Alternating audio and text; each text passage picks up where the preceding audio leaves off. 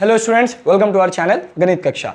आज जो चैप्टर हम लोग स्टार्ट करने वाले उस चैप्टर का नाम है current electricity. Current electricity West Bengal board के फिजिकल साइंस का one of the most important chapter है, क्योंकि इस चैप्टर से सबसे ज़्यादा मार्क्स के क्वेश्चंस पूछे जाते हैं। और ये चैप्टर सिर्फ ऐसा नहीं है कि आप थ्योरी पढ़ के चले जाओ, क्वेश्चन आंसर्स याद करके चले जाओ और आपसे सारे क्वेश्चंस सॉल्व होने लगेंगे। आपको एक अच्छे थ्योरी के साथ साथ एक अच्छा कंसेप्ट भी आना चाहिए ताकि आप सारे टाइप के क्वेश्चंस को सॉल्व कर सको। तो आपको क्या करना है, आपको कॉपी और पेन निकाल लेना है और जो जो चीज़ यहाँ पे पढ़ाया जाए उसको अच्छे से नोट डाउन करना है और बार बार लगातार उस चीज़ को रिवाइज करना है। तो आप लोग कॉपी और पेन निकाल लो और हम यहाँ पे हेडिंग दे देते हैं करंट इलेक्ट्रिसिटी।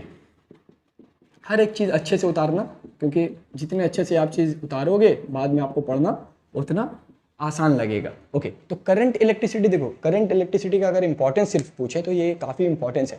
आज के डेट में हमारे पास जितना भी अप्लाइंसेस होता है वो किस पे रन कर रहा है, इलेक्ट्रिसिटी पे ही रन कर रहा है। और ऐसा हम लोग को नहीं फील हो रहा है कि आने वाले जो फ्यूचर में कभी भी इलेक्ट्रिसिटी को कोई एनर्जी रिप्लेस कर सकता है या कुछ ऐसा एनर्जी हम डेवलप कर ले जिस पे हम इलेक्ट्रिसिटी को छोड़ के उस पर स्विच कर सके। तो इलेक्ट्रिसिटी पे अभी हमको नहीं लगता कि इलेक्ट्रिसिटी को हटाने वाला कोई एनर्जी आ जाएगा, जिसके लिए हमने ये इलेक्ट्रिसिटी को काफ़ी इंपॉर्टेंस देना पड़ रहा है। और इसीलिए इस चैप्टर को हर किसी को पढ़ाया जाता है, हर बच्चे को पढ़ाया जाता है क्लास 10 में। तो करंट इलेक्ट्रिसिटी का काफ़ी इंपॉर्टेंस है। अब हमें जब इलेक्ट्रिसिटी को समझना है कि आखिर करंट क्या है या इलेक्ट्रिसिटी क्या है, तो हमें किसे समझना होगा कि आखिर ये करंट इलेक्ट्रिसिटी कहाँ से ओरिजिनेट होता है, ये करंट इलेक्ट्रिसिटी बनता किस चीज़ से, कहाँ से फॉर्म होता है। तो इसी को समझने के लिए हमें क्या चीज़ पहले समझना है, चार्ज को। अब ये चार्ज क्या होता है, चार्ज से ही देखो करंट या इलेक्ट्रिसिटी का फॉर्मेशन होता है। तो चार्ज को हमें समझना होगा। चार्ज क्या चीज़ कहलाता है, चार्ज कहलाता है it is a physical property of a matter, property of a matter. ये मैटर का एक फिजिकल प्रॉपर्टी है जिसकी वजह से, यानी due to which it experiences a force when placed inside a electromagnetic field।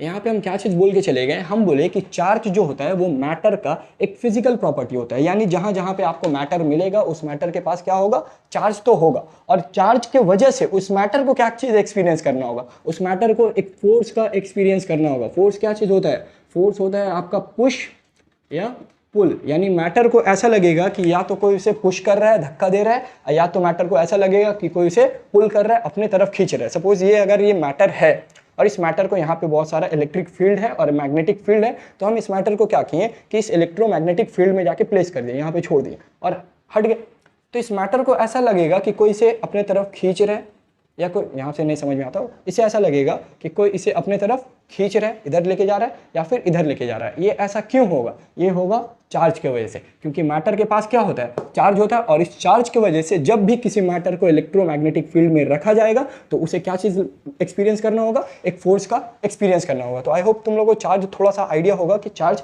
क्या चीज़ होता है। और ये हर मैटर के पास होता है, कोई भी मैटर ऐसा नहीं है दुनिया में, पूरे यूनिवर्स में कोई भी मैटर ऐसा नहीं है, चाहे वो सॉलिड हो, चाहे वो लिक्विड हो, चाहे वो गैस हो, चाहे वो प्लाज्मा हो, बोर आयंस कंडेंसेट हो, चाहे वो किसी भी फॉर्म ऑफ मैटर का हो, उस मैटर के पास क्या होगा, चार्ज होगा।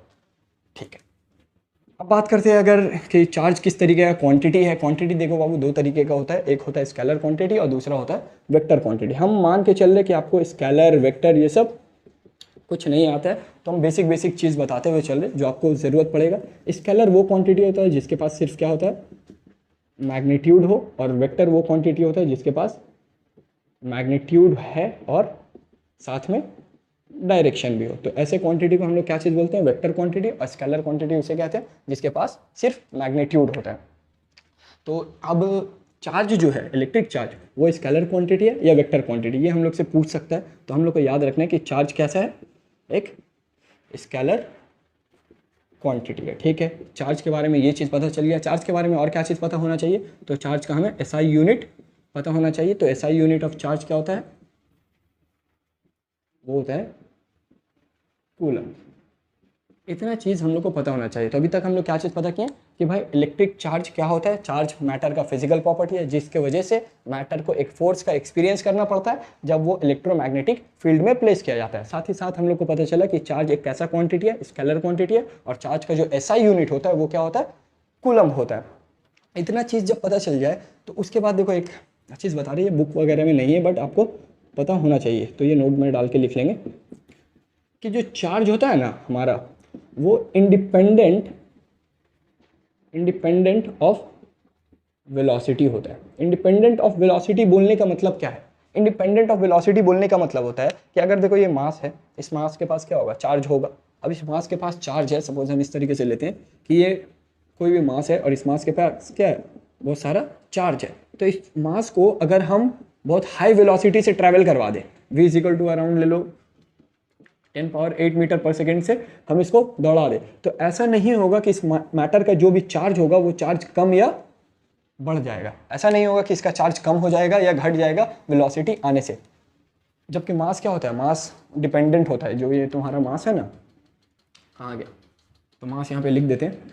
मास क्या होता है, डिपेंडेंट होता है वेलोसिटी पे। अगर किसी ऑब्जेक्ट का वेलोसिटी बढ़ता है तो उसका मास क्या करता है, डिक्रीज करने लगता है। अगर हम बहुत हाई स्पीड से दौड़ने लगेंगे तो मेरा मास अगर मान लो अभी 50 kg है तो मेरा मास कितना हो जाएगा, 48 kg हो जाएगा, 46 kg हो जाएगा, जब तक हम उस हाई वेलोसिटी से दौड़ते रहेंगे। और जैसे हम रुकेंगे मेरा मास वापस कितना हो जाएगा, 50 kg। तो लेकिन चार्ज में ऐसा नहीं होता है। चार्ज चाहे कितना भी हाई स्पीड से, कोई भी मैटर को कितना भी हाई स्पीड से दौड़ा दो, जो उसके पास स्टार्टिंग में चार्ज था, मान लो 10 कूलम का चार्ज इसके पास है, इस मैटर के पास 10 कूलम का अगर चार्ज है, तो कितना भी हाई वेलोसिटी से इसको हम ट्रैवल करवा दें, इसके पास कितना चार्ज रहेगा, वो 10 कूलम का 10 कूलम ही रहेगा, चाहे वो हाई वेलोसिटी पे मेजर करे या रुके हुए मास पे हम मेजर करें। तो यहाँ तक हम लोग को क्लियर है जो चीज़ यहाँ पे आपको बताया गया। ओके, तो अब हम लोग को चार्ज समझ में आ गया। तो चार्ज जब समझ में आ गया उसके बाद अभी हम लोग क्या बोलेंगे कि भाई चार्ज का टाइप क्या होता है, चार्ज का कितना टाइप्स होता है। तो चार्ज देखो दो तरीके का होता है, एक पॉजिटिव चार्ज होता है और एक नेगेटिव चार्ज होता है। पॉजिटिव चार्ज होता है आपका, ये सब चीज़ हम जान रहे हैं कि आप लोग को आइडिया होगा कि पॉजिटिव चार्ज और नेगेटिव चार्ज, जहाँ पे अगर चार्ज प्लस में हो जाए तो उसे हम लोग पॉजिटिव चार्ज बोलते हैं, और अगर नेगेटिव हो जाए, माइनस साइन में हो जाए, तो उसे हम लोग क्या बोलते हैं, नेगेटिव चार्ज। क्या कोई जीरो चार्ज होता है? तो जीरो चार्ज नहीं होता है। जब भी चार्ज होगा या तो पॉजिटिव और या तो नेगेटिव, कोई भी जीरो चार्ज एग्जिस्ट नहीं होता। इस पर अभी एक क्वेश्चन पूछेंगे हम आप लोग से। ओके, तो चार्ज के बारे में टाइप पता चल गया। अब हम लोग प्रॉपर्टीज़ के बारे में बोल देते हैं। ये सब चीज़ ईजी है इसलिए जल्दी जल्दी बोल दे रहा हूँ ताकि टाइम वेस्ट ना हो।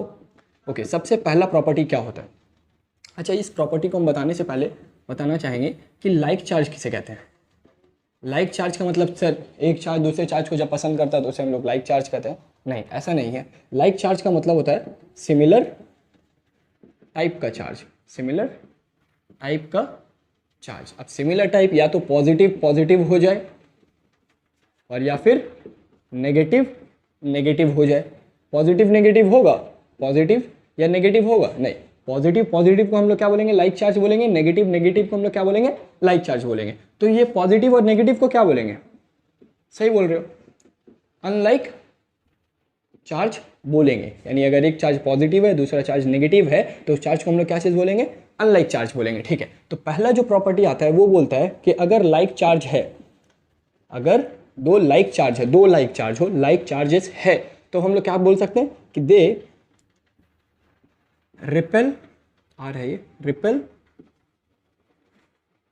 Each other. यानी लाइक चार्ज एक दूसरे को क्या करता है, रिपेल करता है, और अनलाइक चार्ज क्या करता है, unlike charge attract each other. इसका मतलब क्या हुआ, रिपेल का मतलब होता है एक दूसरे से दूर भागना, दूर भागना। अगर एक पॉजिटिव चार्ज यहां रखते हो, दूसरा पॉजिटिव चार्ज यहां रखते हो, तो ये दोनों क्या करेगा, ये इधर भागेगा और ये इधर भागेगा। पता नहीं क्यों, ये दोनों एक दूसरे को देख के क्या करेगा, भागना शुरू कर देगा। सिमिलरली अगर नेगेटिव चार्ज के करीब लेके चले जाते हैं तो ये भी चार्ज क्या करेगा, दोनों भागना शुरू कर देगा। बट अगर हम लोग एक अनलाइक चार्ज को लेके आते हैं साथ में, एक पॉजिटिव चार्ज ले लेते हैं और एक नेगेटिव चार्ज ले लेते हैं, इसको और थोड़ा सा डिस्टेंस पे रख लेते हैं, यहाँ पे रख लेते हैं। अगर ये पॉजिटिव चार्ज और एक नेगेटिव चार्ज है तो ये दोनों क्या करेगा, ये दोनों एक दूसरे के करीब आना स्टार्ट कर देगा। तो इसीलिए बोलते हैं कि like charge repel each other and unlike charge attract each other.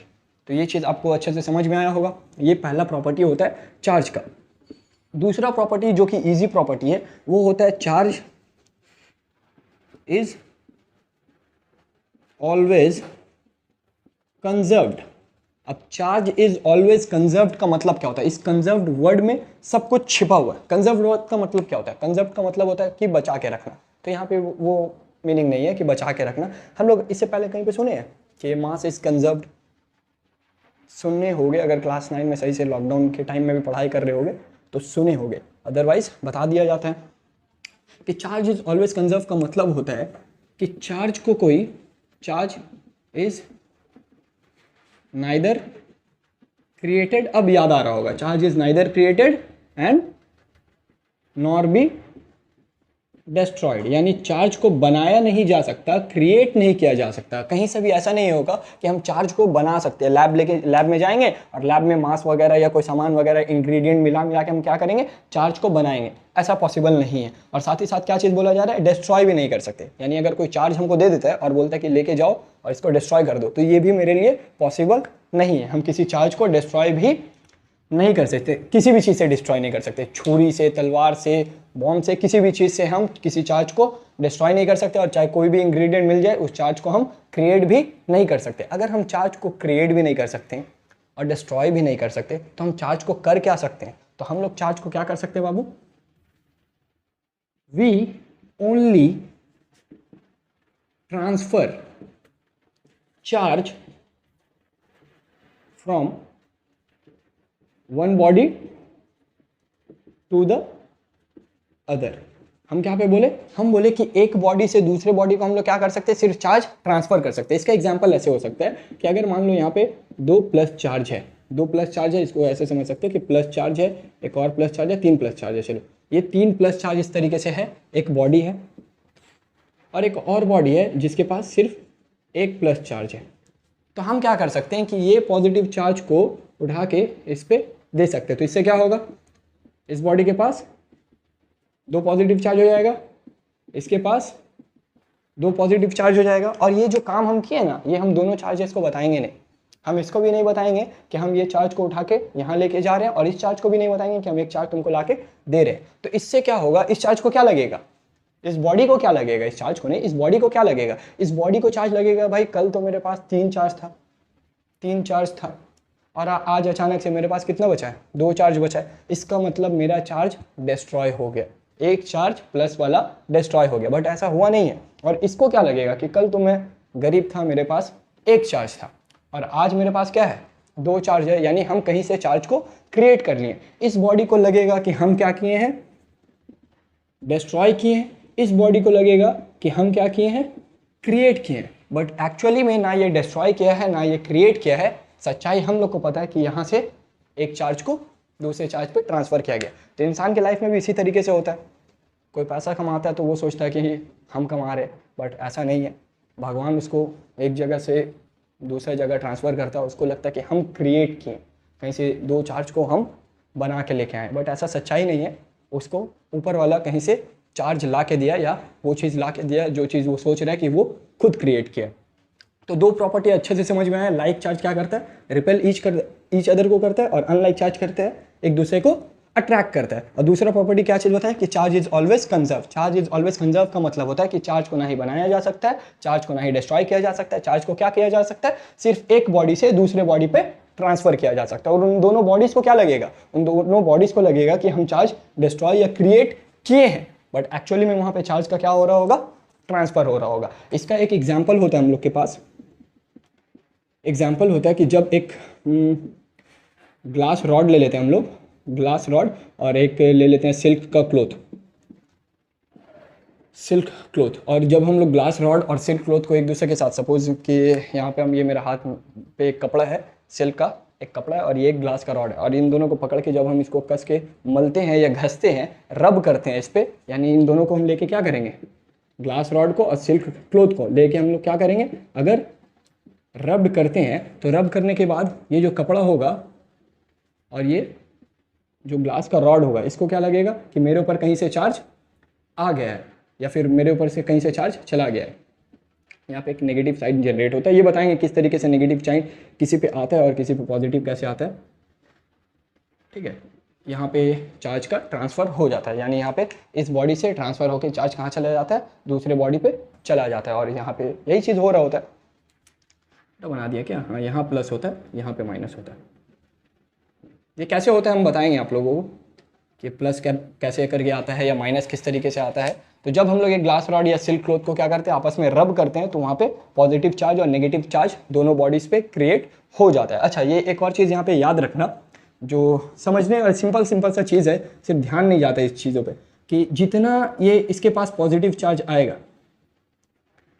उतना ही इस पर नेगेटिव चार्ज आएगा। इस पर 3 आ गया तो इस पर भी 3 नेगेटिव चार्ज आएगा। यहाँ पे भी अगर तुम देखोगे तो यहाँ पे क्या हुआ, एक पॉजिटिव चार्ज यहाँ से दूसरे पे गया, तो इसको क्या लगेगा कि मेरे पास एक पॉजिटिव का क्या हुआ, लॉस हुआ, एक पॉजिटिव का लॉस हुआ। और इसको क्या लगेगा कि हम एक पॉजिटिव चार्ज को क्या किए, गेन कर लिए, मेरे पास एक पॉजिटिव चार्ज आ गया। तो यही चीज़ है, जो बंदा सोचता है कि मेरे पास चार्ज का क्या हुआ, लॉस हुआ, उसके ऊपर कौन सा चार्ज आता है, पॉजिटिव चार्ज आता है। यानी वो बंदा अपने आप को किस तरीके से दिखाएगा, इसके ऊपर हम थोड़ा सा बताएंगे। अभी हम इसको छोड़ दे रहे हैं, हम इसके बारे में अभी बोलेंगे। तो ये 2 प्रॉपर्टीज अभी हम बताएं, इन दोनों प्रॉपर्टीज़ को अच्छे से कॉपी करो, ठीक है।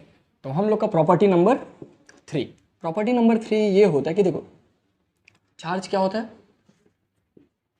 कैन बी एडेड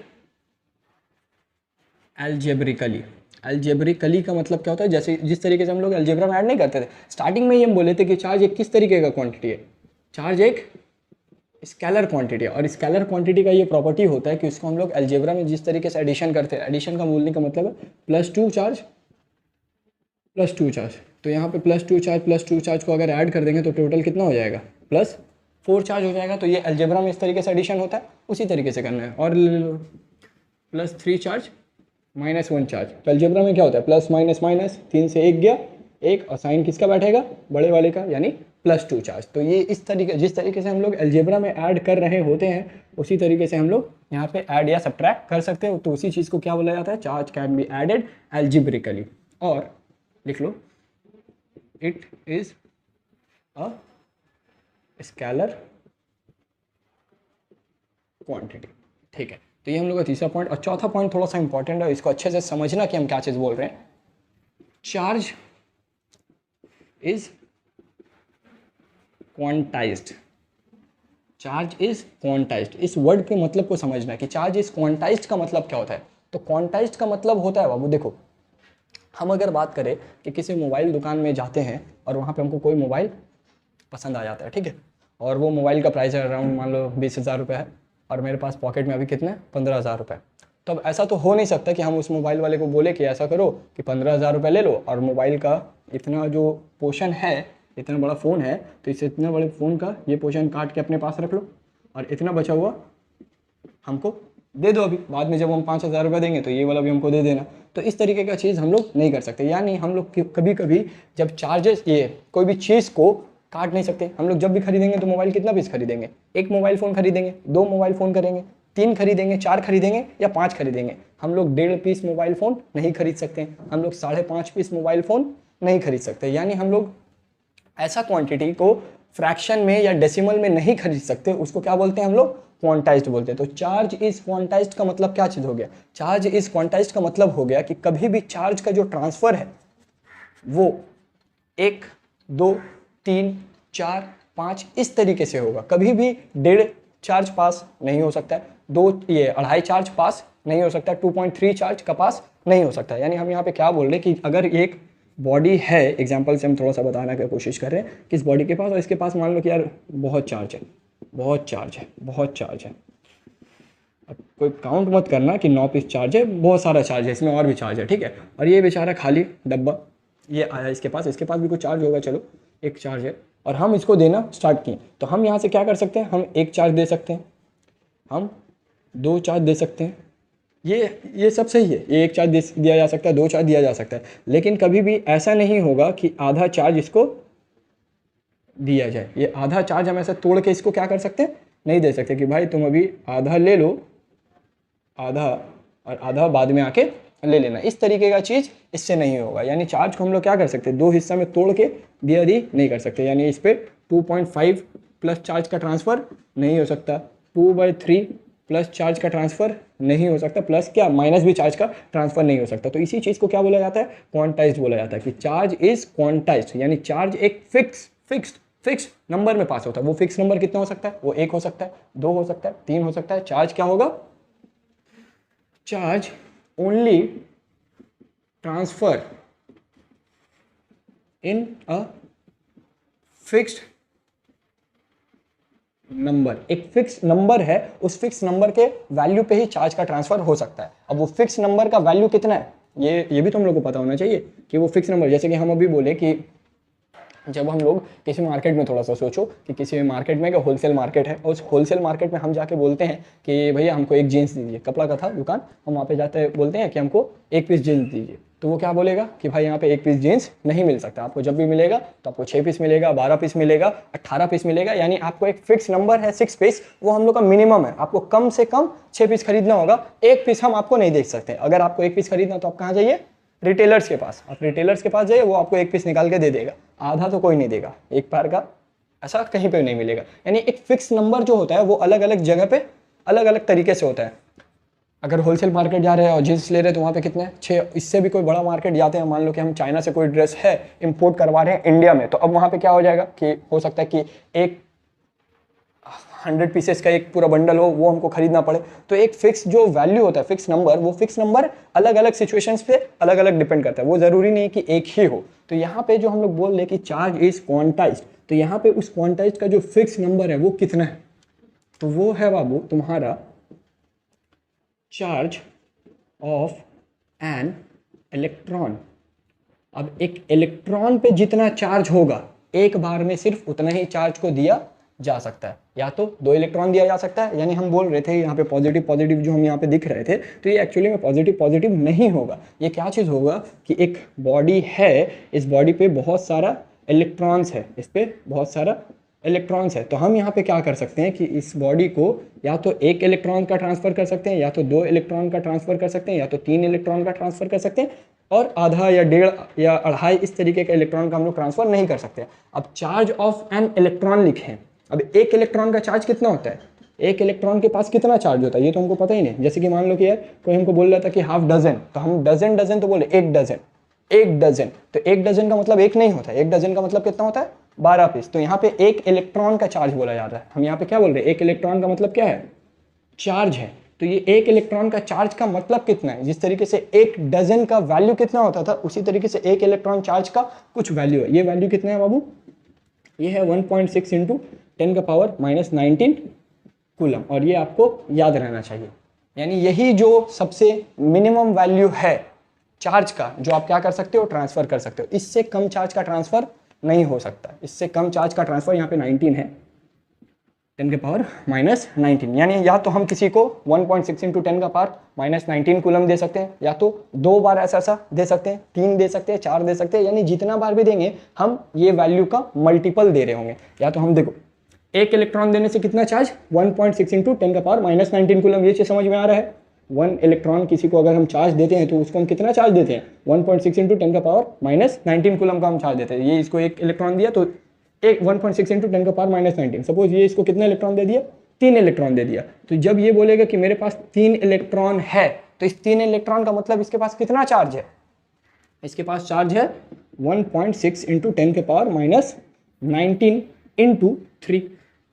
1 इलेक्ट्रॉन देने से इतना चार्ज होता, हम दिए हैं 3 इलेक्ट्रॉन तो 3 से मल्टीप्लाई। अगर हम दे देंगे 100 इलेक्ट्रॉन तो 100 से मल्टीप्लाई। अगर हम दे देंगे 2.3 इलेक्ट्रॉन तो इसको किससे मल्टीप्लाई कर देंगे, 2.3 से। और ये चीज़ गलत है, क्योंकि हम स्टार्टिंग में ही बोल दिए कि 2.3 इस तरीके का चीज़ इलेक्ट्रॉन में हम लोग ट्रांसफ़र नहीं कर सकते। तो हम लोग कितना ट्रांसफ़र कर सकते थे, हम लोग इंटीग्रल वैल्यूज़ को ट्रांसफ़र कर सकते हैं। ये सब जो वैल्यूज़ होता है ना, 1 इलेक्ट्रॉन, 2 इलेक्ट्रॉन, 3 इलेक्ट्रॉन, 4 इलेक्ट्रॉन, ये सब वैल्यूज़ को क्या बोला जाता है, इंटीग्रल वैल्यूज़ बोला जाता है। इंटीग्रल वर्ड का मतलब होता है 1 2 3 4 5 6 7 8 ऐसे करके जाओ, यानी उसमें डेसिमल नहीं आएगा। इंटीग्रल वैल्यूज में डेसिमल नहीं आता और फ्रैक्शन नहीं आ सकता है। तो चार्ज इज क्वांटाइजेशन का मतलब क्या चीज़ निकल के आया, चार्ज इज क्वांटाइज, ये एक प्रॉपर्टी है। इस प्रॉपर्टी का मतलब क्या निकल के आया, इसका मतलब निकल के आया that is that is the transfer of charge from one body to another is equal to the fundamental charge which is charge of an electron। यानी हम लोग क्या चीज़ बोले कि जो ट्रांसफर ऑफ चार्ज होगा, किसी बॉडी को हम चार्ज का जो ट्रांसफर करेंगे वो क्या होगा, from one body to another, एक बॉडी से दूसरे बॉडी में, वो इक्वल होगा फंडामेंटल चार्ज के। यानी फंडामेंटल चार्ज क्या है, इसी इलेक्ट्रॉन का चार्ज को हम लोग क्या बोल रहे हैं, इसी चार्ज के वैल्यू को हम लोग क्या बोल रहे हैं, फंडामेंटल बोल रहे हैं, फंडामेंटल चार्ज बोल रहे हैं। तो आई होप ये वाला चीज़ समझ में आया होगा कि ये हम क्या बोलना चाह रहे हैं कि चार्ज इज क्वांटाइज्ड का मतलब होता है कि जब भी चार्ज का ट्रांसफर होगा, या तो वो एक इलेक्ट्रॉन का चार्ज होगा, या तो 2 इलेक्ट्रॉन चार्ज का ट्रांसफर होगा, या तो 3 इलेक्ट्रॉन, कभी भी 2.5 या 2/3 4/5 ये फ्रैक्शन या डेसिमल में इलेक्ट्रॉन का मल्टीपल्स नहीं हो सकता। या तो वो 1 इलेक्ट्रॉन लेगा, 2 इलेक्ट्रॉन लेगा, 3 इलेक्ट्रॉन लेगा, बीच का काट के कोई हिसाब नहीं है, ठीक है। ऐसे इस तरीके से इलेक्ट्रॉन को हम लोग ट्रांसफर नहीं कर सकते। तो ये 4 प्रॉपर्टीज़ है। पहला प्रॉपर्टीज हम लोग क्या चीज़ पढ़े कि लाइक चार्ज क्या करता है, एक दूसरे को रिपेल करता है, अनलाइक चार्ज क्या करता है, एक दूसरे को अट्रैक्ट करता है। ये हम लोग का पहला प्रॉपर्टी था। दूसरा प्रॉपर्टी में हम लोग क्या चीज़ पढ़े कि चार्ज क्या होता है, कंजर्व होता है, यानी चार्ज को बनाया नहीं जा सकता और डिस्ट्रॉय नहीं किया जा सकता, एक बॉडी से दूसरे बॉडी पे सिर्फ ट्रांसफर किया जा सकता है। और यहाँ पे 2 प्रॉपर्टीज हम लोग क्या चीज़ पढ़े कि charge can be added algebraically, charge को किस तरीके से हम लोग कर सकते हैं, एल्जेब्रा में जिस तरीके से एडिशन होता है +2 +2 +4 और +3 -1 +2, उसी तरीके से हम लोग चार्ज को भी यहाँ पे ऐड कर सकते हैं। जिस तरीके से एल्जेब्रा में ऐड होता है उसी तरीके से यहाँ पे भी ऐड और सब्ट्रैक्ट होगा। यहाँ पे मल्टीप्लाई या डिवाइड का बात नहीं, हम लोग चार्ज को मल्टीप्लाई या डिवाइड नहीं करेंगे। ओके, चार्ज इज क्वांटाइज्ड का मतलब क्या चीज़ बताया गया, चार्ज इज क्वांटाइज्ड का मतलब बताया गया कि चार्ज को जो ट्रांसफर किया जाता है वो सिर्फ 1 इलेक्ट्रॉन, 2 इलेक्ट्रॉन या 3 इलेक्ट्रॉन के रूप में पॉसिबल है, यानी integral multiples of fundamental charge के रूप में ही इलेक्ट्रॉन्स का ट्रांसफर पॉसिबल है। सपोज यहाँ पे अभी हम एक एक्सप्रेशन इससे लिखेंगे इस वाले से। तो देखो, अगर मान लो कि कोई बॉडी है, यहाँ पे थोड़ा सा जगह मेरे पास कम है, अगर ये बॉडी है और इसको हम कुछ चार्ज दिए हैं, हम कुछ चार्ज दिए हैं, हमको पता नहीं है हम कितना चार्ज दिए हैं, तो मान लो इसके ऊपर चार्ज कितना आ गया, क्यों आ गया। Q is the symbol to represent a charge. किसी भी चार्ज को रिप्रेजेंट किससे किया जाता है, क्यों से। जहाँ पे हम अल्फाबेट क्यों लिख देते हैं वहाँ पे क्या होता है, क्यों। जैसे फोर्स लिखते हैं हम लोग तो बार बार फोर्स नहीं ना लिखते हैं, फोर्स की जगह में क्या लिख देते हैं, एफ लिख देते हैं। तो उसी तरीके से चार्ज के लिए हम लोग क्या लिख देते हैं, क्यों लिख देते हैं। तो हम इस बॉडी को क्या किए, कुछ चार्ज क्यों हम दे दिए। अब जब हम इसको चार्ज दिए तो हमको दिमाग में आ रहा है कि भाई हम इसको चार्ज दिए तो कैसे करके दिए होंगे, या तो हम इसको 1 इलेक्ट्रॉन दे दिए होंगे, या तो इसको हम 2 इलेक्ट्रॉन दे दिए होंगे, या तो 3 इलेक्ट्रॉन दे दिए होंगे, 4 इलेक्ट्रॉन दे दिए होंगे। हमको पता नहीं है हम एक्चुअली में इसको कितना इलेक्ट्रॉन दिए, बट हम इसको जब भी दिए होंगे इस डेफिनेशन के हिसाब से हम इसको 1 2 3 4 इसी तरीके का कोई नंबर ऑफ इलेक्ट्रॉन दिए होंगे। तो हम मान लेते हैं कि हम इसको इलेक्ट्रॉन दिए हैं और कितना पीस दिए हैं, n नंबर। अब n मेरा कुछ भी हो सकता है, n मेरा कुछ भी का मतलब है या तो ये 1 हो सकता है, 2 हो सकता है, 3 हो सकता है। तो हम लोग लिख लेंगे कि n का वैल्यू क्या क्या हो सकता है, 1 हो सकता है, 2 हो सकता है, 3 हो सकता है, 4 हो सकता है, या इसके अलावा इसी तरीके का कोई भी वैल्यू हो सकता है इलेक्ट्रॉन का। तो यहाँ से हम लोग को एक्सप्रेशन मिला Q is equal to NE। Q equal to NE। किसी बॉडी पे जो चार्ज होता है वो इलेक्ट्रॉन का इंटीग्रल मल्टीपल होता है। जितना भी चार्ज ऑन इलेक्ट्रॉन होता है उसका इंटीग्रल मल्टीपल क्या होता है, net charge of a body. ये Q नेट लिख लेना तुम लोग, ठीक है। तो इतना चीज़ को अच्छे से कॉपी करो। ओके, तो प्रॉपर्टीज ऑफ चार्ज जब हो गया तो उसके बाद अब एक क्वेश्चन हम लोग से पूछते हैं कि व्हाट इज न्यूट्रल बॉडी। एक न्यूट्रल बॉडी का मतलब क्या होता है, न्यूट्रल बॉडी का मतलब आराम से सोच के बताओ। न्यूट्रल बॉडी का मतलब 0 चार्ज। जो ये बात बोल रहा है कि अगर न्यूट्रल बॉडी का ये मतलब होता है 0 चार्ज, किसी भी बॉडी पे अगर हम लोग बोलते हैं कि कोई बॉडी है, इस बॉडी पे अगर कितना चार्ज हो जाए, 0 चार्ज हो जाए, तो हम लोग इसको क्या बोल सकते हैं, न्यूट्रल बॉडी बोल सकते हैं। न्यूट्रल बॉडी नहीं, ऐसा नहीं है। 0 चार्ज के कंसेप्ट को क्या चीज़, न्यूट्रल बॉडी नहीं बोला जा सकता। यार अगर ऐसा होने लगा, अगर हम किसी न्यूट्रल बॉडी को क्या बोल दें कि उसके पास कितना चार्ज है, 0 चार्ज, तो इससे तो हम जो सबसे पहला डेफिनेशन था चार्ज का उसी को गलत बोल रहे हैं। चार्ज का पहला डेफिनेशन क्या था, it is a physical property of a matter. एक मैटर का फिजिकल प्रॉपर्टी। अगर ये मैटर है, ये बॉक्स या ये बॉडी अगर एक मैटर है तो इसके पास चार्ज तो होगा ही होगा, इसके पास चार्ज होगा। तो अगर हम बोल दे रहे जीरो चार्ज तो हम तो इसको क्या बोल रहे हैं कि ये मैटर ही नहीं है, क्योंकि मैटर होने से ही इसके पास क्या होना चाहिए, चार्ज होना चाहिए। तो ये चीज़ आप लोग को समझ में आना चाहिए कि हम अगर बोल रहे हैं कि कोई न्यूट्रल बॉडी है तो उसका मतलब ये नहीं होता कि उस पर जीरो चार्ज। तो अगर ये नहीं होता तो इसका मतलब क्या चीज़ होता है, ठीक है। तो न्यूट्रल बॉडी का मतलब होता है equal number of positive and negative charge on a body. यानी अगर किसी बॉडी पे इक्वल नंबर ऑफ पॉजिटिव और नेगेटिव चार्ज हो जाए तब उस बॉडी को हम लोग क्या चीज़ बोलते हैं, न्यूट्रल बॉडी बोलते हैं। तो अगर कभी पूछता है कि बाबू व्हाट इज न्यूट्रल बॉडी, तो आप लोगों को क्या बोलना है कि सर न्यूट्रल बॉडी का मतलब होता है कि पॉजिटिव चार्ज और नेगेटिव चार्ज का नंबर्स क्या है, बराबर है। यानी इस बॉक्स पे अगर हम लोग बात करें तो अगर 100 पॉजिटिव चार्ज है तो इस पर नेगेटिव चार्ज कितना होगा, वो भी 100 होगा। 100 positive charge equal to 100 negative charge, so the body is called neutral body. जरूरी नहीं 100 हो, 200 भी हो सकता है, 300 भी हो सकता है, 10,000 भी हो सकता है, 1 भी हो सकता है, कोई भी हो, बट ये पॉजिटिव और नेगेटिव चार्ज क्या होगा, इक्वल होगा। तभी हम लोग इस बॉडी को क्या चीज बोलेंगे, न्यूट्रल बॉडी बोलेंगे। अब थोड़ा देर के लिए सोच के देखो कि अगर ये पॉजिटिव चार्ज या नेगेटिव चार्ज इक्वल ना हो, अगर एक पॉजिटिव चार्ज और नेगेटिव चार्ज इक्वल नहीं होगा तब हम लोग क्या चीज बोल सकते हैं उसे, तब हम उसे कहते हैं कि when positive greater than negative, positive बढ़ जाए नेगेटिव से और पॉजिटिव घट जाए नेगेटिव से, तब क्या होगा, तब उस बॉडी को कहा जाता है, तब उस then the body is called charged body.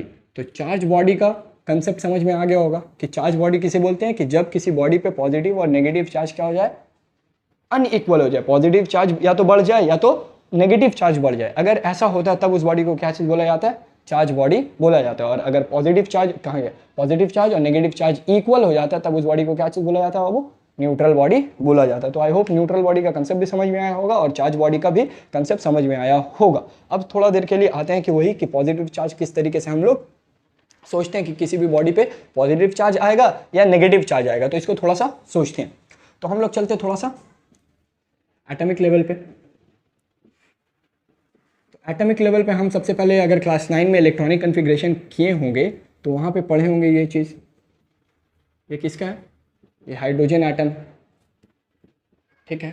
Hydrogen atom में ये क्या है, न्यूक्लियस है, और ये क्या है, ये एक इलेक्ट्रॉन है जो उसके ऑर्बिट में रिवॉल्व कर रहा है। तो अब देखो हम क्या बोल रहे थे कि हम लोग जो भी चार्जेस क्वांटाइज्ड में हम लोग पढ़े कि जब ट्रांसफर ऑफ चार्ज होता है तो किसका ट्रांसफर होता है, सिर्फ इलेक्ट्रॉन का।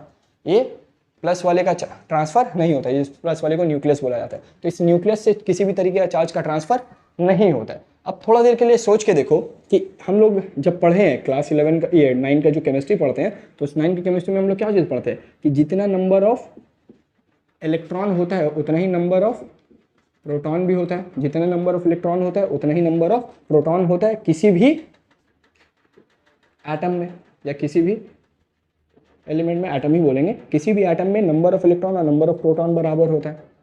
हम लोग ट्रांसफ़र किसका करते हैं, हम लोग इलेक्ट्रॉन का ट्रांसफ़र करते हैं। तो अगर मान लो कोई इस तरीके का है बंदा, ठीक है, और कोई इस तरीके का बंदा भी है, तो इसके पास प्लस प्लस 2 पीस है। तो प्लस प्लस अगर 2 पीस है तो इसके पास इलेक्ट्रॉन भी कितना होगा, 2 पीस। ये दोनों क्या था, न्यूट्रल था। ये बॉडी ए है, ये भी न्यूट्रल है, ये बॉडी बी है, ये भी न्यूट्रल है। आराम से समझो, हम बहुत करीब करीब बना दिए, ये थोड़ा दूर में होगा कि ये बॉडी भी न्यूट्रल है, ये बॉडी भी न्यूट्रल है। हम क्या किए कि इससे ये निकाल के, यहाँ पे जो इलेक्ट्रॉन था ना, इसको निकाल के यहाँ डाल दिए। ये काम कौन किया, ऑफ कोर्स हम किए। यहाँ से ये गायब हो गया। अब जब ऐसा हुआ होगा, तो ऐसा होने के बाद क्या हुआ, ये पॉजिटिव तो अभी भी उतना ही है और ये पॉजिटिव अभी भी उतना ही है। तो इस ए बॉडी पे पहले चार्ज कितना था, चार्ज बॉडी में पहले इक्वल नंबर ऑफ चार्ज था, +1 था और -1 था। प्रोटॉन को हम लोग क्या चीज़ बोलते हैं, प्लस बोलते हैं, और इलेक्ट्रॉन को हम लोग क्या बोलते हैं, माइनस बोलते हैं। तो प्रोटॉन पे प्लस चार्ज था, इलेक्ट्रॉन पे माइनस चार्ज था, और ये दोनों चार्ज स्टार्टिंग में बैलेंस था, बराबर था। तो ये बॉडी कैसा था, ए था न्यूट्रल बॉडी। सिमिलरली बी पे भी वही चीज़ था कि 2 प्रोटॉन था और 2 पीस यहाँ पे इलेक्ट्रॉन्स था, तो इससे ये भी बॉडी क्या था, न्यूट्रल बॉडी। लेकिन जैसे ही हम एक इलेक्ट्रॉन का ट्रांसफर यहाँ पे कर दिए तो इससे ए बॉडी भी चार्ज हो गया और बी बॉडी भी चार्ज हो गया।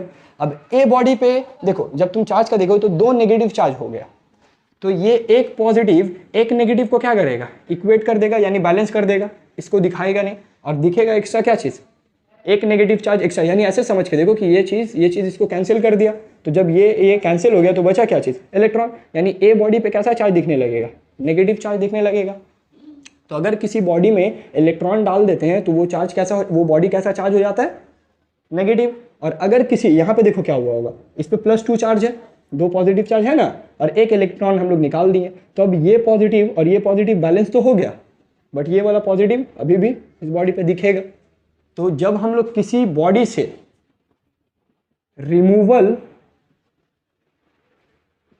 ऑफ इलेक्ट्रॉन करते हैं, अगर किसी बॉडी से इलेक्ट्रॉन को रिमूव कर देते हैं, इलेक्ट्रॉन को निकाल देते हैं, तो वो बॉडी किस तरीके का चार्ज हो जाता है, इलेक्ट्रॉन निकाले थे तो ये बी बॉडी किस तरीके का चार्ज हो गया था, पॉजिटिवली चार्ज हो जाता है। और अगर एडिशन ऑफ इलेक्ट्रॉन कर देते हैं, इस बॉडी में हम लोग क्या किए, यहाँ से इलेक्ट्रॉन निकाल के यहाँ डाल दिए, और अगर किसी बॉडी में इलेक्ट्रॉन का हम लोग एडिशन करते हैं तो उस बॉडी पे कैसा चार्ज आता है बाबू, नेगेटिव चार्ज आता है। तो ये कंसेप्ट होता है कि किसी भी बॉडी पे कौन सा चार्ज आएगा, प्लस का चार्ज आएगा या माइनस का चार्ज आएगा। अगर किसी को हम लोग इलेक्ट्रॉन दे दिए तो इस पर कौन सा चार्ज आएगा, नेगेटिव, और अगर किसी से इलेक्ट्रॉन ले लिए तब उस पर कौन सा चार्ज आएगा, पहले जिससे लिए उस पर क्या चार्ज आएगा, हम इससे निकाल के इसको दिए तो इस पे क्या चार्ज आएगा, इस पे पॉजिटिव, क्योंकि इससे इलेक्ट्रॉन निकाला गया। तो जिससे रिमूवल ऑफ इलेक्ट्रॉन होता है उस पर पॉजिटिव आता है, और जिस पे एडिशन ऑफ इलेक्ट्रॉन होता है उस पर क्या चीज़ आता है, नेगेटिव आता है। तो आपको ये चीज़ को सिंपली याद रख लेना है, इतना कंसेप्ट पे नहीं जाना है। कंसेप्ट पे जा सकते हो, बट ये चीज़ अगर याद रखते हो तो आपका क्वेश्चन आसानी से सॉल्व होगा। ओके, तो हम लोग चार्ज को समझ गए कि चार्ज क्या चीज़ होता है, चार्ज का टाइप कितना होता है, प्रॉपर्टीज ऑफ चार्ज समझ गए, और न्यूट्रल बॉडी को भी हम लोग समझ गए। अब जो हम लोग का आज टॉपिक रहा वो है कूलम्स लॉ, यानी कूलम अपना क्या लॉ दे के गया उसको थोड़ा सा समझते हैं। कूलम्स लॉ काफ़ी इजी है, उतना टेंशन लेने की बात नहीं है, ये काफ़ी इजी है। देखो, जो हम लोग सबसे पहला प्रॉपर्टी पढ़े थे वो प्रॉपर्टी क्या चीज़ था कि लाइक चार्ज एक दूसरे को क्या करता है, रिपेल करता है। रिपेल करने का मतलब क्या बताए थे कि अगर 2 पॉजिटिव चार्ज ले लो तो ये दोनों एक दूसरे को क्या करता है, रिपेल करना स्टार्ट कर देता है। चाहे पॉजिटिव ले लो या फिर 2 नेगेटिव चार्ज ले लो, ये दोनों भी क्या करेगा, एक दूसरे को रिपेल करेगा। और अगर पॉजिटिव और नेगेटिव ले लेते हैं तब क्या होता है, ये दोनों एक दूसरे को अट्रैक्ट करने लगेगा। ये चीज़ हम लोग पढ़े थे। अगर कोई चीज़ एक दूसरे को रिपेल करता है, एक दूसरे से दूर भागता है, दूर भागने का मतलब क्या होता है कि कोई एक दूसरे, ये इसको धक्का दे रहा है, ये इसको धक्का दे रहा है, यानी यहाँ पे क्या चीज़ हो रहा है, यहाँ पे पुश हो रहा है, और ये इसके करीब जा रहा है और ये इसके करीब जा रहा है, तो यहाँ पे क्या चीज़ हो रहा है, यहाँ पे पुल हो रहा है। पुश का मतलब होता है धक्का देना, और पुल का मतलब होता है करीब खींचना, ठीक है। तो पुश एंड पुल, पुश और पुल को क्या चीज़ बोला जाता है, इन दोनों को बोला जाता है फोर्स। यानी यहाँ से कूलम बाबा सोच लिए कि ज़रूर जब चार्ज में पुश हो रहा है और पुल हो रहा है, इसका मतलब क्या है, वहाँ पे एक फोर्स है। तो ये फोर्स को ही बताएं आके कौन, कूलम्स लॉ में, कि कूलम लॉ आके हम लोग को बताता है कि आखिर जब कोई चार्ज, 2 पॉजिटिव चार्ज एक दूसरे को पुश करता है तो कितना फोर्स से पुश करेगा, और अगर एक पॉजिटिव चार्ज एक नेगेटिव चार्ज को अपने तरफ पुल करता है, अपने तरफ बुलाता है, तो वो कितने फोर्स से दूसरे चार्ज को अपने तरफ बुलाएगा। तो ये पुश और पुल को ही समझाने के लिए हम लोग क्या सीखते हैं, कूलम्स लॉ। तो काफ़ी इजी है। देखो, कूलम्स लॉ क्या चीज़ हम लोग को बताता है कि when 2 charges are separated at a distance r distance वो लिए थे, when 2 charges। अब ये 2 चार्जेस कैसा हो सकता है बाबू, मान लो Q1 और Q2, ये 2 चार्ज हो सकता है। Q से हम लोग क्या चीज़ को रिप्रेजेंट करते हैं, चार्ज को रिप्रेजेंट करते हैं, और Q1 यानी पहला चार्ज और Q2 का मतलब दूसरा चार्ज। तो पहला चार्ज और दूसरा चार्ज हम लोग ले लिए। तो when 2 charges Q1 and Q2 are separated at a distance r, क्या चीज़ हम बोल रहे हैं,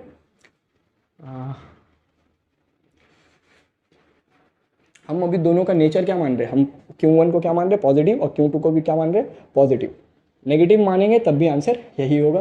तो प्लस Q1 चार्ज है और एक प्लस Q2 चार्ज है, यानी 2 चार्जेस है और उसको वो क्या कर देता है, सेपरेट कर देता है। सेपरेट का मतलब था एक दूसरे से अलग कर देता है बाय डिस्टेंस r, यानी इन दोनों को हम लोग r डिस्टेंस का दूरी से अलग कर दिए, ऐसा कर दिए। ऐसा करने पे क्या होगा कि ये पॉजिटिव चार्ज इस पॉजिटिव चार्ज को क्या करेगा, धक्का देगा। यहाँ पे होगा ना, पॉजिटिव पॉजिटिव क्या करता है, एक दूसरे को पुश करता है। तो ये इस पे क्या करेगा, एक फोर्स लगाएगा, और ये बंदा इस पे क्या करेगा, एक फोर्स लगाएगा। यानी यहाँ पे एक फोर्स तो लगेगा, एक फोर्स तो लगेगा। वही फोर्स के बारे में बताता है कि when two charges are separated at a distance r, then the force of attraction, चाहे वो अट्रैक्शन वाला फोर्स हो और रिपल्शन, या देखो यहाँ पे हम क्या चीज लिए, दोनों पॉजिटिव चार्ज लिए, तो इससे यहाँ पे क्या चीज हो रहा है, एक दूसरे को पुश कर रहा है, यानी रिपल्शन हो रहा है। लेकिन अगर यहीं पे हम दोनों एक पॉजिटिव एक नेगेटिव ले लेते तब क्या होता है, पुल होता। एक पॉजिटिव एक नेगेटिव लेते तो पुल होता ना, तो क्या चीज कहलाता है, तब वो लोग क्या कहलाता, अट्रैक्शन। तो ये कूलम ऐसा नहीं किया, ये दोनों के लिए बता दिया। When two charges are separated at a distance r, then the force of attraction, चाहे वो अट्रैक्शन का फोर्स हो चाहे वो रिपल्शन का फोर्स हो, वो is directly proportion to the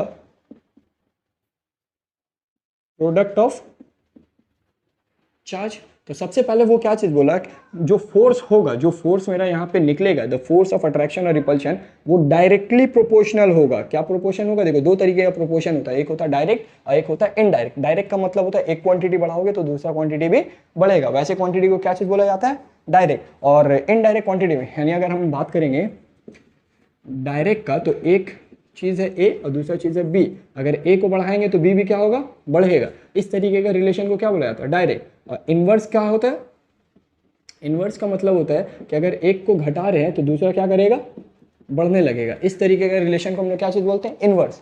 तो जो कूलम्स था वो बोला कि जो फोर्स होता है वो डायरेक्टली प्रोपोर्शनल होता है, किसका, प्रोडक्ट ऑफ द चार्ज का, प्रोडक्ट ऑफ चार्ज का। यानी ये जो Q1 चार्ज है और ये जो Q2 चार्ज है, इन दोनों को अगर तुम मल्टीप्लाई कर दोगे तो इसी का क्या होगा, वो प्रोपोर्शन होगा। तो सबसे पहला बात तो कूलम ये बोला कि फोर्स जो होता है वो डायरेक्टली प्रोपोर्शनल होता है प्रोडक्ट ऑफ द चार्जेस का। तो ये चीज आप लोगों को समझ में आया। दूसरा चीज क्या बोला, and inversely proportion to the square of the distance between them. दूसरा चीज बोला कि वो इनवर्सली प्रोपोर्शनल होगा square of the distance between them का। इनवर्सली का मतलब होता है, देखो अगर ये चीज डायरेक्टली है, यहाँ पे एक क्वांटिटी बढ़ रहा है दूसरा, तो हम लोग इसको इस तरीके से लिखते हैं ए बी, यानी सामने सामने। और अगर ये इनवर्सली रिलेशन, एक घट रहा है दूसरा बढ़ रहा है, तब वहाँ पे हम लोग फ्रैक्शन में दूसरे वाले को लिखते हैं। तो इस तरीके का। तो यहाँ डायरेक्ट बोला था इसलिए प्रोडक्ट ऑफ द चार्ज को ऊपर लिखे, और इनवर्सली किसको बोला, इनवर्सली प्रोपोर्शनल तो बोला, लेकिन किसको, स्क्वायर ऑफ द डिस्टेंस को। तो ये डिस्टेंस r है, फोर्स प्रोपोर्शनल है स्क्वायर ऑफ द डिस्टेंस का, और इनवर्सली प्रोपोर्शनल है, इसलिए यहाँ पे क्या देंगे, नीचे में लिखेंगे, एक को ऊपर एक को नीचे। तो ये दो बात बोल दिया था हम लोग का कूलम्स, और इसी को क्या चीज बोला जाता है, कूलम्स का लॉ बोला जाता है। तो कूलम क्या चीज बोला कि when two charges are separated at a distance r, जब उनको r डिस्टेंस से हम लोग क्या करेंगे, सेपरेट कर देंगे, तब इन दोनों के बीच में लगने वाला जो फोर्स होगा, चाहे वो रिपल्शन हो चाहे वो अट्रैक्शन हो, या तो रिपेल करेगा एक दूसरे से या तो एक दूसरे के अट्रैक्ट करेगा। तो ये रिपल्शन और अट्रैक्शन वाला जो फोर्स होगा वो डायरेक्टली प्रोपोर्शनल होगा किसका, इन दोनों चार्जेस के मास, ये चार्ज के प्रोडक्ट का, product of the charge. And inversely proportional होगा किसका, उन दोनों के बीच में जितना भी डिस्टेंस है उस डिस्टेंस के स्क्वायर का। तो प्रोडक्ट ऑफ द चार्ज का डायरेक्टली प्रोपोर्शनल और inversely proportional square of the distance between them का। यहां तक समझ में आया हर चीज, ओके। तो इसके बाद फिर हम लोग क्या चीज बोलते हैं कि इन दोनों को हम लोग क्या करते हैं, कंबाइन कर देते हैं। ये पहला लॉ और ये दूसरा, ये पहला अपने लॉ का पहला पॉइंट और उसके लॉ का दूसरा पॉइंट, इन दोनों को जब हम लोग कंबाइन करते हैं तब हम लोग को पता चलता है कि फोर्स इस तरीके का प्रोपोर्शन है। ये कुछ हम किए नहीं, हम बस ऊपर वाले को ऊपर लिखे, नीचे वाले को नीचे लिखे। तो force directly proportional product of the charge का, फोर्स इनवर्सली प्रोपोर्शनल है square of the distance between them का। तो ये चीज़ हम लोग को समझ में आया। मैथ्स अब थोड़ा सा यहाँ पे हम लोग इस्तेमाल करेंगे, मैथ्स इस्तेमाल करते हैं। तो मैथ्स में क्या चीज़ होता है कि मैथ्स में जब भी किसी प्रोपोर्शन को हटाया जाता है तो वहाँ पे क्या चीज़ आता है, एक इक्वल टू आता है और एक कांस्टेंट आता है। ये चीज़ एकदम याद रखोगे आप लोग कि जब भी किसी प्रोपोर्शन को हटाया जाता है तो वहाँ पे क्या चीज़ आता है, एक इक्वल टू आता है और एक कांस्टेंट आता है। तो सिमिलरली यहाँ पे भी वही होगा, प्रोपोर्शन हटाए इक्वल टू आया के Q1 Q2 by R square. अब बहुत कोई बोलेगा कि सर ये के क्या है, तो के अभी हम बताएं कि जब भी प्रोपोर्शन को हटाया जाता है तो एक इक्वल टू आता है और एक कांस्टेंट आता है। तो हम लोग लिख देंगे यहाँ पे के मेरा क्या है सर, के मेरा कांस्टेंट है, ठीक है। तो ये हम लोग का फॉर्मूला बन जाता है कूलम्स का लॉ का, कूलम्स फॉर्मूला, ठीक है। तो कूलम्स फॉर्मूला समझ में आ गया, F is equal to K Q1 Q2 by R square, F is equal to K Q1 Q2 by R square, where K is constant, K मेरा क्या है कांस्टेंट। अच्छा के का नाम भी है, के को क्या चीज बोला जाता है, इलेक्ट्रोस्टैटिक फोर्स कांस्टेंट। ये इलेक्ट्रोस्टैटिक में, ये इस पूरे चैप्टर का एक्चुअली में ये इलेक्ट्रोस्टैटिक का पार्ट होता है। तो इलेक्ट्रोस्टैटिक में जो फोर्स होता है उसका ये कांस्टेंट है के, इलेक्ट्रोस्टैटिक फोर्स कांस्टेंट। एग्जाम में ऐसे पूछ सकता है what is electrostatic force constant, then तो हम लोग आंसर क्या बोलेंगे, the constant in Coulomb's law, the constant in Coulomb's law is called electrostatic force constant. 1 marks का क्वेश्चन रहेगा। अच्छा ओके, तो उसके बाद फिर वैल्यू ऑफ के क्या होता है, वैल्यू ऑफ के होता है 1/4 पाई एप्सिलॉन नॉट। इसको क्या चीज़ बोलते हैं बाबू, इसको बोला जाता है एप्सिलॉन नॉट। और ये वैल्यू ऑफ के होता है, के का वैल्यू क्या होता है 1/4 पाई एप्सिलॉन नॉट। ये कुछ है नहीं, बस आपको याद रखना है कि के का वैल्यू कितना होता है 1/4 पाई एप्सिलॉन नॉट। अगर इस के का वैल्यू 1/4 पाई एप्सिलॉन नॉट को हम लोग इस फॉर्मूला में पुट कर देंगे के जगह पे, तो ये फॉर्मूला किस तरीके का बन जाएगा, ये फॉर्मूला बन जाएगा F is equal to 1/4 pi epsilon naught Q1 Q2 by R square. Okay, तो ये F is equal to 1/4 pi epsilon naught Q1 Q2 by R square, ये हम लोग का फॉर्मूला होता है। आप इसी फॉर्मूला को याद करो, कूलम्स का ये फॉर्मूला के Q1 Q2 by R square. Okay, ये तो हो गया हम लोग को वैल्यू 1/4 पाई एप्सिलॉन नॉट। इसका कुछ न्यूमेरिकल वैल्यूज भी होता है, यहाँ पे हम लिख देते हैं। ओके, तो न्यूमेरिकल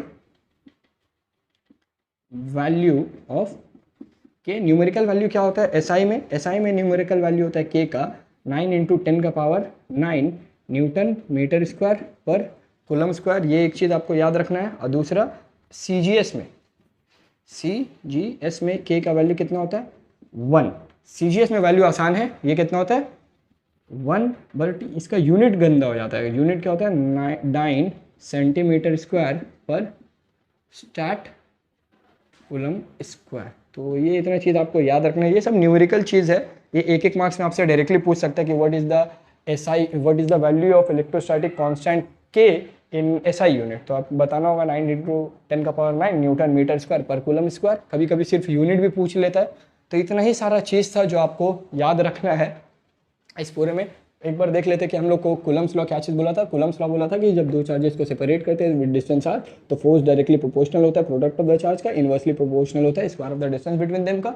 जब इन दोनों को हम लोग कंबाइन किए तब हम लोग को मिला force proportional to Q1 Q2 by R square. और जब हम लोग प्रोपोर्शनैलिटी हटाते हैं तब वहाँ पे क्या आता है, एक इक्वल टू आता है और एक कॉन्स्टेंट क्या आता है, के इज अ कॉन्स्टेंट। तब मेरा फॉर्मूला क्या बन गया, F is equal to K Q1 Q2 by R square. और यही फॉर्मूला आपको याद रखना है, यही फॉर्मूला से अगर सम्स होगा तो इसी से आएगा, अदरवाइज इससे न्यूमेरिकल्स नहीं आता है, आगे का सेगमेंट्स में आता है। तो ये फॉर्मूला आपको याद रख लेना है। इसमें के को हम लोग क्या बोलते हैं, अगर नॉर्मल वैल्यू पूछेंगे तो ये नॉर्मल वैल्यू है तुम्हारा,